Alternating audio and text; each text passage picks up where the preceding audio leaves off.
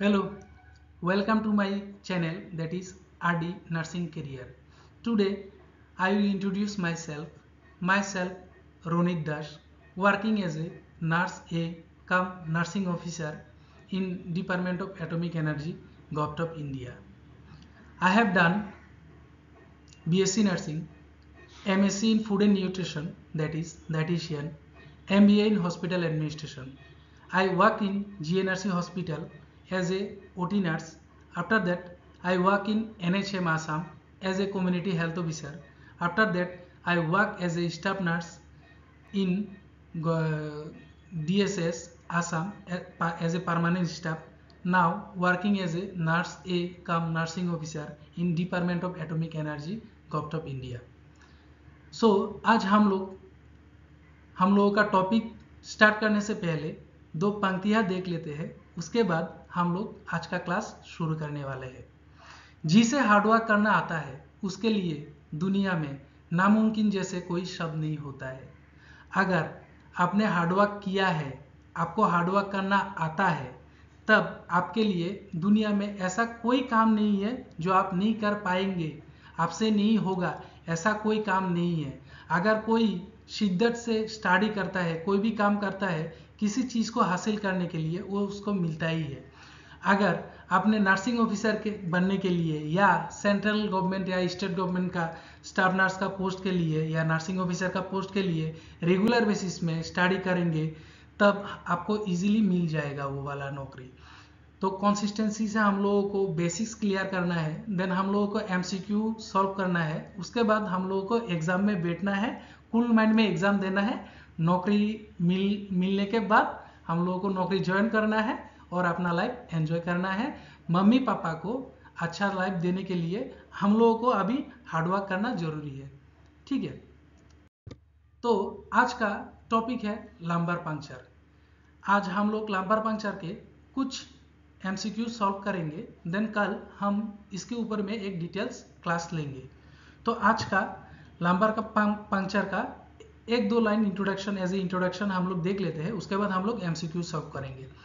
Lumbar puncture also known as spinal tap is a medical procedure in which a needle is inserted into the spinal canal, most commonly to collect cerebrospinal fluid CSF for the diagnostic testing.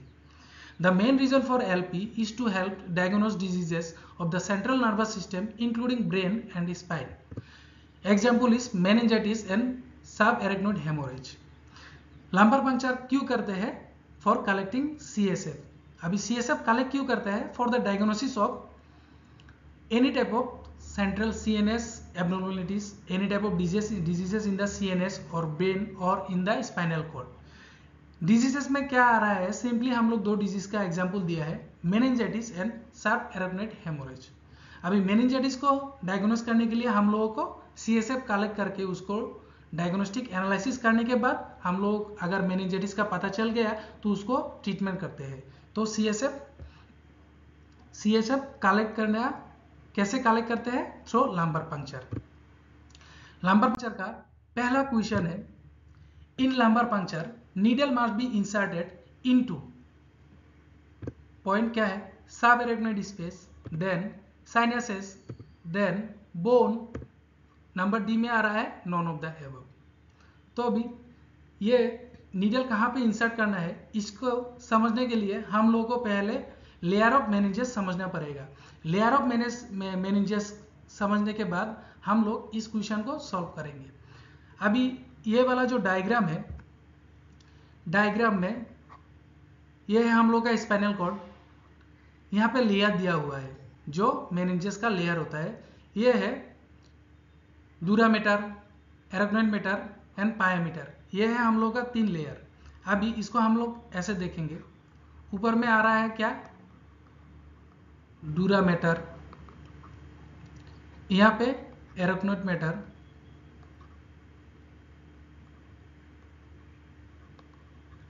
नीचे में आ रहा है pia mater. ये है हम लोग का 3 लेयर। अभी ये ड्यूरामीटर और एराक्नोइड मीटर के बीच में जो स्पेस बाकी है, इसको हम लोग बोलते हैं सबड्यूरल स्पेस।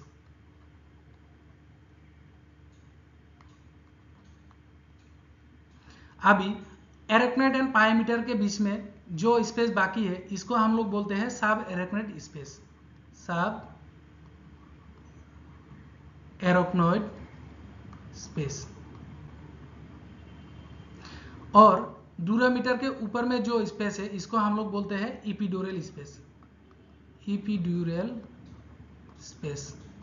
ठीक है, अभी ये तो हम लोग ने देख लिया है लेयर ऑफ मेनिंजेस। ठीक है, अभी हम लोग का सीएसएफ कहाँ पे मिलते हैं? सीएसएफ मिलते हैं सब एरेक्नोइड स्पेस में। एरेक्नोइड मीटर एंड पायोमीटर के बीच में जो स्पेस है उसको हम लोग सब एरेक्नोइड स्पेस बोलते हैं। यहाँ पे हम लोग का सीएसएफ मिलते हैं। तो अभी for collecting the CSF, for collecting CSF lumbar puncture करने के लिए हम लोगों को नीडल इंसर्ट करना है। यहाँ पे सब एरेक्नोइड स्पेस में हम लोगों को नीडल इंसर्ट करना है। नीडल इंसर्ट करने के बाद सीएसएफ कलेक्ट करना है। ठीक है, तो हम लोगों का इस क्वेश्चन का आंसर आ गया है ए, दैट इज सब एरेक्नोइड स्पेस। अभी इसके सीएसएफ तो हम लोग कलेक्ट कर लिया है। अभी सीएसएफ प्रोड्यूस कहाँ पे होते हैं वो हम लोग देख लेते हैं। सीएसएफ प्रोड्यूस होता है कोरोइड प्लेक्सस में। कोरोइड प्लेक्सस से हम लोगों का राइट एंड लेफ्ट वेंट्रिकल में आता है। Ventricle, right and left ventricle से third ventricle, then fourth ventricle, then subarachnoid space में आता है। ठीक है, देखते हैं हम लोग CSF produce bye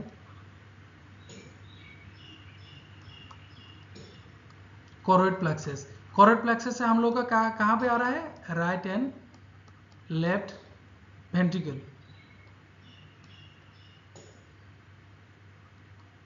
right and left ventricle. Right and left ventricle से कहाँ पे आ रहा है? Third ventricle, third ventricle. ठीक है, थर्ड वेंट्रिकल से कहाँ पे आ रहा है?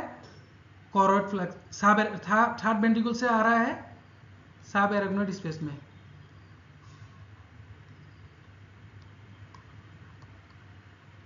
तो हम लोग का कोरोइड प्लेक्सस से right and left ventricle, right and left ventricle से थर्ड वेंट्रिकल, थर्ड वेंट्रिकल से कोरोइड प्लेक्सस में। ठीक है, कोरोइड प्लेक्सस में आने के बाद कोरोइड प्लेक्सस में हम लोग को सीएसएफ मिल जाता है। अभी सीएसएफ कलेक्ट करने के लिए हम लोग को सब थर्ड वेंट्रिकल से सब एरेक्नोइड स्पेस में हम लोग को सीएसएफ मिल जाता है। अभी सीएसएफ मिलने के सब एरेक्नोइड स्पेस में हम लोग को सीएसएफ मिला है। अभी सीएसएफ कलेक्ट करने के लिए हम लोग को जो लंबर पंचर नीडल है वो सब एरेक्नोइड स्पेस में इंसर्ट करना है। ठीक है, अभी लंबर पंचर जो है फर्स्ट इंट्रोड्यूस कब हुआ था? फर्स्ट इंट्रोड्यूस हुआ था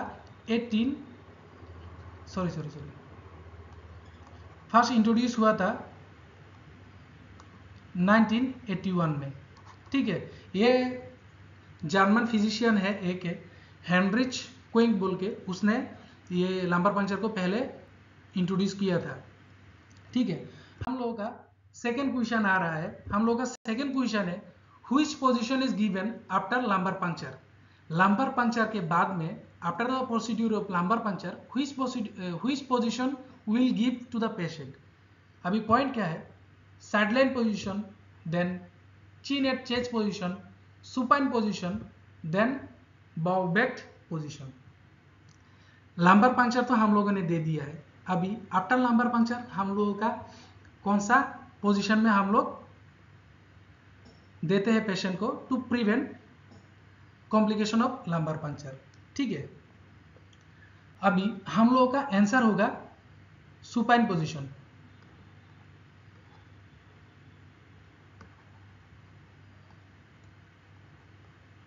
सुपाइन पोजीशन, सुपाइन पोजीशन क्यों देता है? To prevent leakage of CSF. ठीक है, सुपाइन पोजीशन क्यों देता है? To prevent leakage of CSF. अभी to prevent leakage of CSF supine position दिया है। अभी सुपाइन पोजीशन देने से हम लोग का क्या हो रहा है? To prevent leakage of CSF. तो हम लोग का कॉम्प्लिकेशन जो आ रहा है उसको टू प्रिवेंट हेडेक। अगर हम लोग सुपाइन पोजीशन नहीं देंगे तो इस पेशेंट का सीएसएफ लीकेज होगा। सीएसएफ लीकेज होने से हेडेक होगा। तो हेडेक होता है हम लोगों का, ये मोस्ट कॉमन कॉम्प्लिकेशन होता है लंबर पंचर का।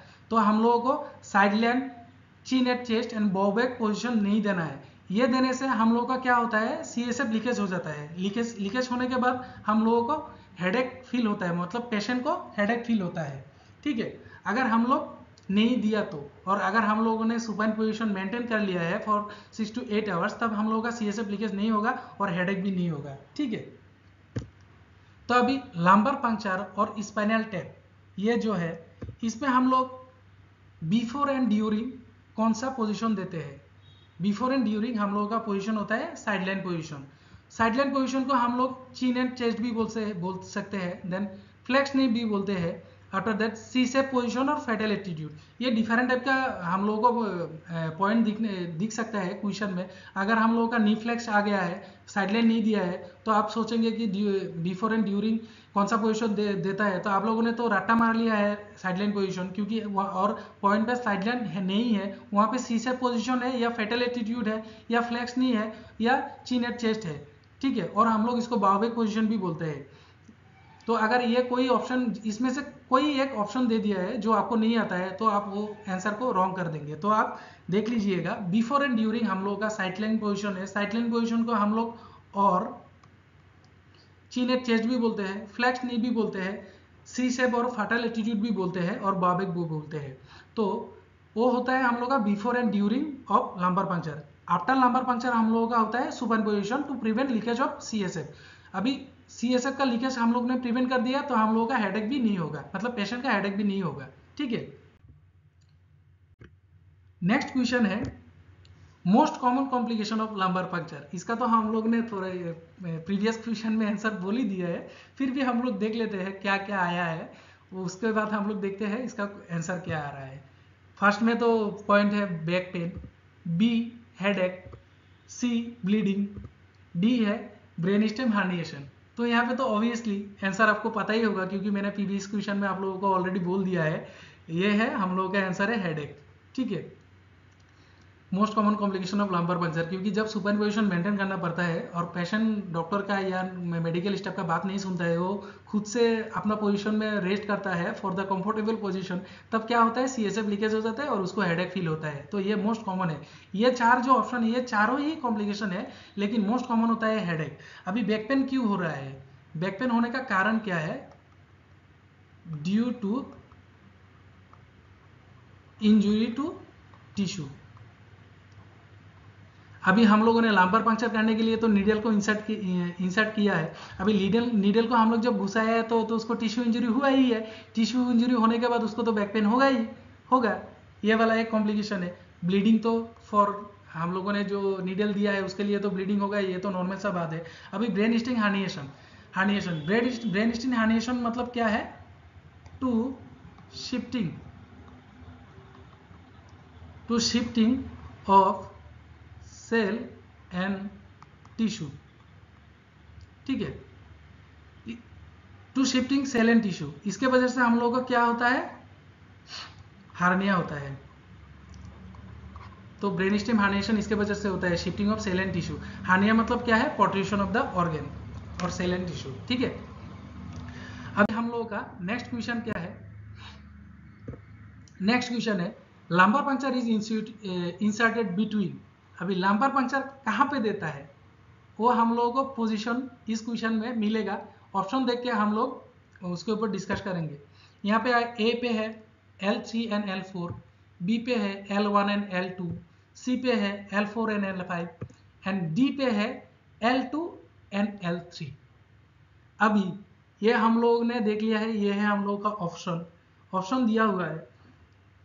जैसे कोई एग्जाम में अगर एज ग्रुप स्पेसिफाई कर दिया है तब तो ठीक है, अगर एज ग्रुप नहीं दिया है तो हम लोगों को कौन सा प्रीफर्ड एज ग्रुप कौन सा है? अगर विदाउट हम लोगों ने ये नहीं दिया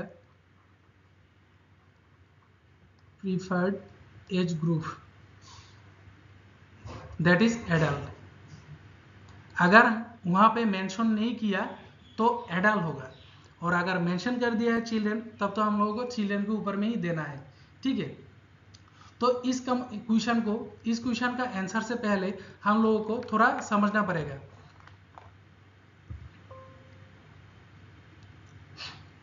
यहाँ पे दिया ही है विदाउट एज ग्रुप है एडल्ट, पैरामीटर्स। ठीक है, तो इस क्वेश्चन का आंसर हम लोग का जो है आंसर हम लोग देख लेते हैं, उसके बाद हम लोग इसके ऊपर डिस्कशन करेंगे, क्योंकि पीपीटीज को बैक करने में थोड़ा प्रॉब्लम दिक्कत होता है। तो हम लोग इसका आंसर पहले मैं बोल देता हूँ, उसके बाद आपको डिस्कशन कर दूंगा। इसका आंसर होगा ए, that is L3 and L4। ठीक है, अभी एडल्ट का है, एडल्ट है L3 एंड L4, ये है एडल्ट का। देन हम लोगों का चिल्ड्रन क्या कौन सा होता है? चिल्ड्रन का होता है L4 and L5, L4 and L5। अगर क्वेश्चन में एडल्ट आ गया तो L3 एंड L4, अगर चिल्ड्रन आ गया है देन L4 एंड L5। ठीक है, तो अभी L4 एंड L5 हम लोग प्रीफर क्यों करते हैं? प्रीफर करते हैं to prevent the damage of conus medullary, to prevent the damage of conus medullary।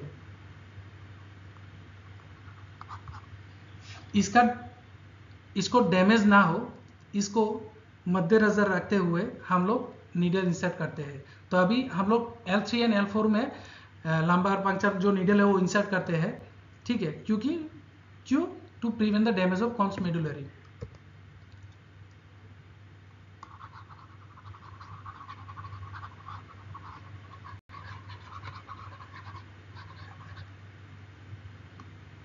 अभी एडल्ट है L4 and L5, L3 and L4, children है L4 एंड L5। ठीक है, तो अभी इसको L4 and L5, L3 and L4 में हम लोग क्यों देते हैं, इसको हम लोग यहाँ पे समझेंगे। इसको समझने के लिए ये जो हम लोग का, ये तो हम लोग का पेल्विक्स है। ठीक है, ये है कॉक्सिस, ये है सैक्रम, ये है राइट पेल्विक्स। ठीक है, ये है लेफ्ट पेल्विक्स, और ये हम लोग का जो स्पाइनल कॉर्ड है, स्पाइनल कॉर्ड का वर्टिब्रा या लंबर सेक्शन का ये है। ठीक है, और ये हम लोगों का जो राइट पेल्विक्स एंड लेफ्ट पेल्विक्स है, ये दोनों हम लोगों का इनोमिनेट बोन है। ठीक है, अभी हम लोग देख लेंगे, ये हम लोग का स्पाइनल कॉर्ड है, यहाँ से हम लोग का लंबर सेक्शन स्टार्ट हो गया है। स्पाइनल कॉर्ड L1 में हम लोगों का फिनिश होता है, मतलब लंबर 1 सेक्शन में आके स्पाइनल कॉर्ड फिनिश होता है। समटाइम इट में एक्सटेंड टू L2। ठीक है, तो समटाइम्स होता है, लेकिन मोस्टली L1 में ही होता है। तो अभी जो एंड पॉइंट है, end point of the spinal cord, उसको हम लोग बोलते हैं कॉन्स मेडुलरी हम लोग बोलते हैं। तो अभी हम लोगों का 1 में आता है, लेकिन समटाइम हम लोगों का L2 में भी आता है, L2 में भी हम लोग कॉन्स मेडुलरी का एंड होता है। तो अब हम लोग अगर L2 एंड L3 में हम लोगों ने नीडल इंसर्ट किया है, तो ऑब्वियसली स्पाइनल कॉर्ड का इंजुरी होगा, और अगर स्पाइनल कॉर्ड का इंजुरी होगा तो CSF लीकेज होगा, उसको हेडेक भी, उसको डिफरेंट प्रॉब्लम होगा, उसका बैक का भी प्रॉब्लम होगा। ठीक है, जब हम लोग का स्पाइनल कॉर्ड इंजरी होगा। तो ये है हम लोग का L1 एंड L2। L1 में मोस्टली खत्म होता है कॉन्स मेडुलरी, समटाइम L2 में आता है। तो हम लोग का जो हम लोग स्पाइनल नीडल इंसर्ट करते हैं वो हम लोग L3 एंड L4 में करते हैं। ठीक है, और जब हम लोग का जो ये होता है, बच्चा होता है, बच्चा के लिए हम लोग क्या करते हैं, L4 या L5 में हम लोग नीडल इंसर्ट करते हैं। ठीक है, ये वाला क्वेश्चन तो आप लोगों को समझ में आ गया है। तो to prevent damage of the conus medullary.